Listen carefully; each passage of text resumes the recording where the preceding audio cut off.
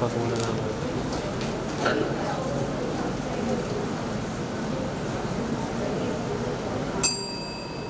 सभी को मेरा सादर प्रणाम। मैं देव कुमार आज जिस विषय पे बोलने वाला हूँ वह इस युग में बहुत ही बहुमूल्य विषय है।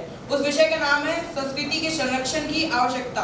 भारत में हमारी भारतीय संस्कृति 3000 सालों से यूं ही चलती आ रही है। यह भारतीय संस्कृति ने कई सारे आक्रमण झेले, कभी यूनानियों का आक्रमण, तो कभी अरबों का आक्रमण, कभी उन विदेशियों का आक्रमण, लेकिन यह संस्कृति एकजुट रही, एक साथ रही। मैं देव अभी इस युग में, आधुनिक युग में आप लोगों का ध्यान इस विषय पे लाना चाहूँगा। संस्कृति यह एक बहुत ही बहुमूल्य समाज के लिए बहुत ही बहुमूल्य विषय है।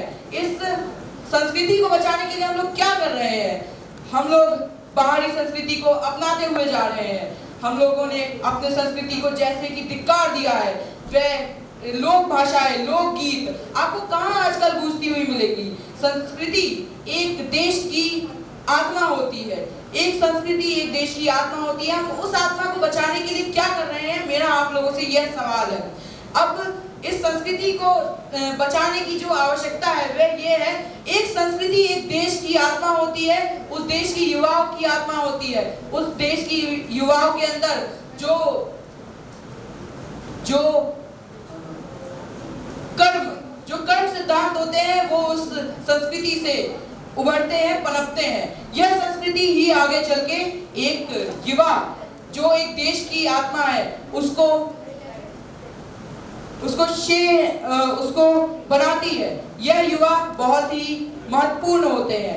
इन संस्कृति की संरक्षण की आवश्यकता यह है कि एक संस्कृति एक देश को जीने का महत्व देती है, जीने का महत्व प्रदान करती है, और यह संस्कृति बहुत ही जरूरी होती है।